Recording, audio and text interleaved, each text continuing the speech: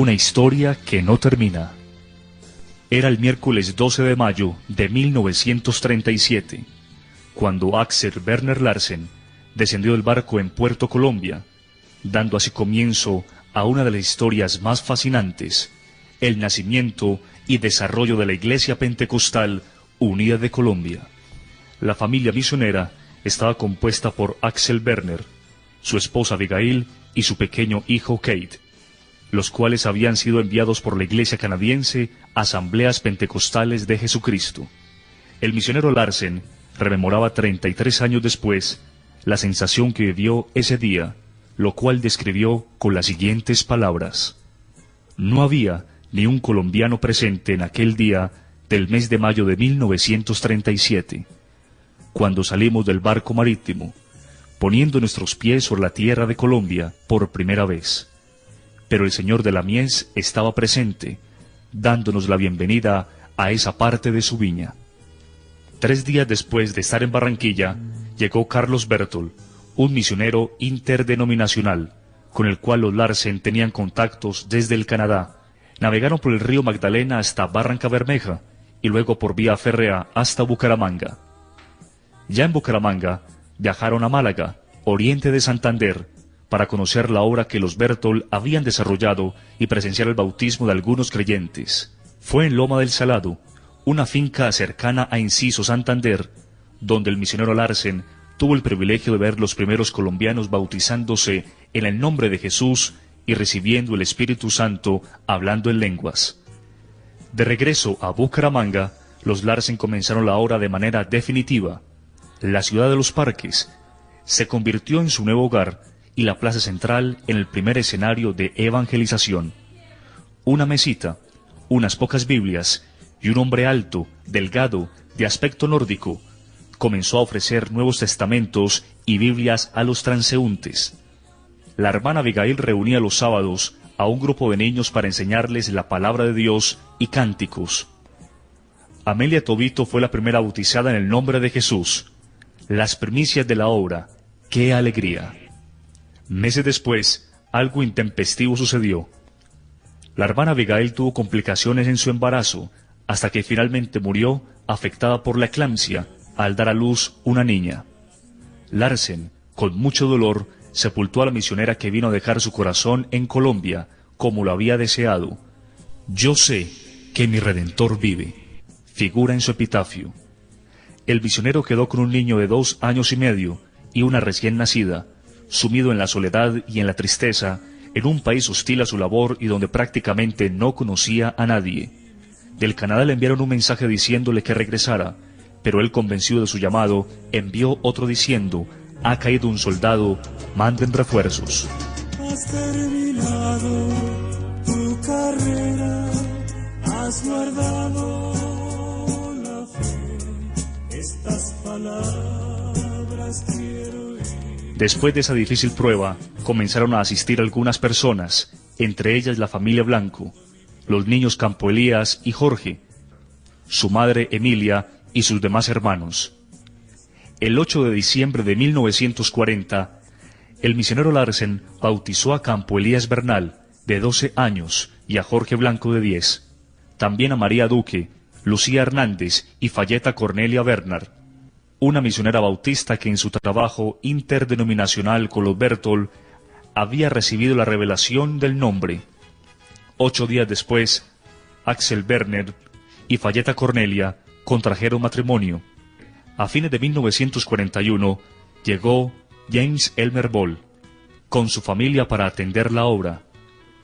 Los Ball trabajaron 11 años en Bucaramanga y luego regresaron a los Estados Unidos. En 1942, el hermano Larsen y su familia viajaron a Barranquilla, desde donde zarparían en un barco para el Canadá, pero por dificultades con su pasaporte no pudieron viajar. Su estadía la aprovecharon para iniciar la labor misionera, vendiendo Biblias que les facilitaba un agente de la Sociedad Bíblica Americana. Fue así como al poco tiempo establecieron la segunda iglesia en el país. En 1943, el misionero Sanford W. Johnston llegó a Barranquilla a casa de los Larsen y trabajó su primer periodo de 5 años ayudando en los lugares donde se predicaba el mensaje. Al poco tiempo enfermó de malaria, por lo que regresó al Canadá, donde contrajo matrimonio con Eleanor Ruth Gamblin, una exmisionera de la China, la cual era viuda. En julio de 1948, Johnston junto con su esposa regresó a Colombia y se estableció en la ciudad de Cali, pero la enfermedad siguió minando su salud y el día 25 de septiembre de 1949 durmió en el Señor, no sin antes encargar su misión a William Droz, profetizando que un gran avivamiento se manifestaría en el occidente colombiano. Sus últimas palabras fueron: «Me muero, pero Dios seguramente los visitará». Fue así como William Droz se hizo cargo de la obra en Cali, donde posteriormente hubo un gran crecimiento. En 1945 se había formado en Norteamérica la Iglesia Pentecostal Unida, como resultado de la unión de la Iglesia del Canadá y la Iglesia de los Estados Unidos. La Iglesia colombiana, que hasta entonces se llamaba Iglesia Evangélica Pentecostal, pasó a ser administrada por la nueva organización y adquirió el nombre de Iglesia Pentecostal Unida de Colombia.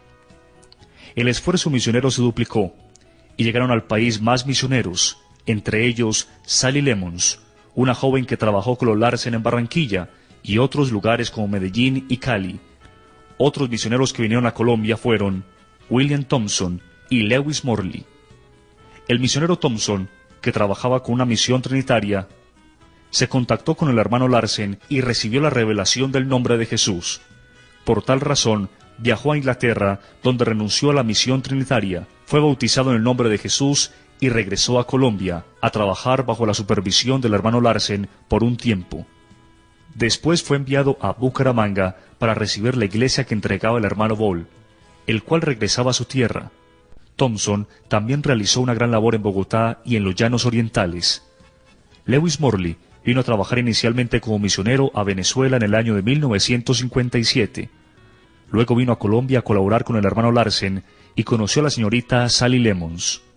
En 1958 contrajeron matrimonio y después de trabajar en Barranquilla un tiempo, fueron enviados al interior del país, Pereira, Cali y Palmira. Comenzando los años 50, el Evangelio se enfrentó al reto de la guerra fratricida y la intolerancia religiosa. Se presentaron hechos de persecución en el norte del Valle del Cauca, como fue la muerte de varios hermanos en La Morena y Tesorito. La sangre de los mártires se convirtió en semilla que produjo una gran cosecha.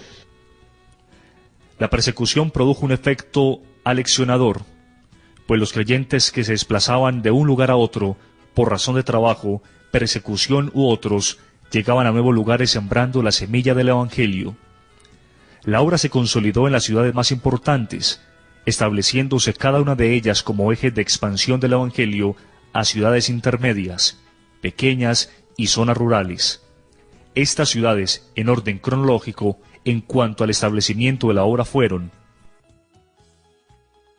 Bucaramanga, 1937, Barranquilla, 1942, Cali, 1948, Medellín, 1950, Bogotá, 1954.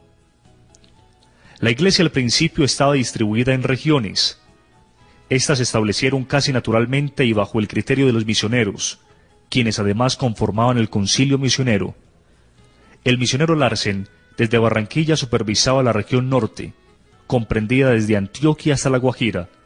El hermano Droz y luego el hermano Morley, desde Cali, supervisaban la región occidental, que comprendía desde el Valle del Cauca hasta Nariño, pasando por el Viejo Caldas y el Tolima Grande. Y el hermano Thompson, desde Bogotá, supervisaba la región oriental, Cundinamarca, Boyacá, los Santanderes y los Llanos. La formación de los primeros pastores no fue un proceso programado por parte de los misioneros. Ello pudo obedecer a circunstancias propias de la época, como el hecho de que los mismos misioneros no contaban con una formación académica ideal y lo que hacían era guiado por el Espíritu de Dios. Por eso la instrucción se dio en la medida de las circunstancias de la época, se aprendía en el ejercicio del ministerio o de los mismos errores o mirando lo que otros hacían. También se daba el caso de que los pastores más cercanos a determinado misionero aprendían a vivir su mismo estilo de vida, manejaban sus mismos conceptos y hasta predicaban usando sus mismos modales. Algunos asimilaron la sobriedad de Larsen, unos la rigidez de Morley y Thompson, y otros la espontaneidad de Droz. A medida que pasaba el tiempo, la influencia de los líderes colombianos fue creciendo, hasta generar una escuela combinada donde se mezclaron elementos foráneos y elementos autóctonos, resultando así una segunda generación de pastores que predicaban pausado como Campo Elías, algunos brincaban como Zúñiga y otros palmoteaban como Eliseo.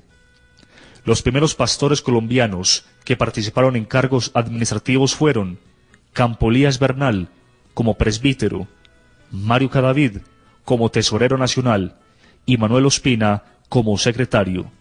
Hubo otros líderes de la época: Moisés Izahar, Cristóbal Ospino, Noel Ospina, Eduardo García, Saúl Ramírez, Sergio Forero, Jesús Cardoso, Alfredo Montenegro, Arturo Estrada y Juan Rodríguez, entre otros. En 1967, y por disposición de la iglesia de quien dependían los misioneros, la Iglesia Pentecostal Unida de Colombia obtuvo su autonomía administrativa, la cual fue entre sus causas el resultado de la separación de las dos iglesias de Norteamérica. Dentro de la propuesta de autonomía traída por los dirigentes de la Iglesia Pentecostal Unida Internacional, con sede en San Luis, Missouri, Estados Unidos, se acordó que los nuevos directivos deberían ser colombianos y los misioneros quedarían como consejeros, pero no tendrían incidencia de la administración de la obra nacional. El hermano Larsen había renunciado a la membresía de la Iglesia de los Estados Unidos y, aunque no estaba del todo de acuerdo con la nacionalización, aceptó su papel de consejero y continuó apoyando a la Iglesia colombiana hasta el final de sus días. Los misioneros Thompson y Morley decidieron renunciar a la membresía de la Iglesia Pentecostal Unida de Colombia en marzo de 1969, y de esta manera trabajar en forma directa con la Iglesia de los Estados Unidos. Surgió entonces en Colombia otra organización llamada Iglesia Pentecostés Unida Internacional. Por su parte, los dirigentes nacionales asumieron el reto de la autonomía con mucha responsabilidad, de tal manera que las siguientes décadas fueron de gran crecimiento. En la década de los 70 se hicieron varias reformas administrativas a razón del crecimiento de la Iglesia. Nació el Consistorio de Ancianos. Las regiones fueron divididas en distritos, los cuales quedaron bajo la dirección de los supervisores y presbíteros. Los supervisores no siguieron siendo miembros del consistorio, el cual se redujo a 7 miembros. Ya en la historia reciente el Consistorio de Ancianos fue aumentado a 9 miembros, insertando un director de obra social y un director de educación cristiana. El Consistorio de Ancianos es elegido por la Asamblea de Pastores, la cual se reúne cada año para considerar los asuntos administrativos, legales y económicos de la Iglesia. La Iglesia ha tenido los siguientes presidentes: Axel Werner Larsen, Domingo Zúñiga, Campo Elías Bernal, Eliseo Duarte, Noel Ospina, Octavio Valencia, Reinel Galvis y Álvaro Torres. Instalado el Evangelio en sitios estratégicos, Dios usó a muchos hermanos para avanzar en la expansión del reino de Dios, hasta llegar en una carrera triunfal y portentosa a lo que hoy es la Iglesia del Señor. La Iglesia pasó de los recintos cerrados a ser presencia en los grandes escenarios públicos, donde miles de personas se congregan para rendirle adoración al Señor Jesucristo, autor, arquitecto y constructor de esta magna obra.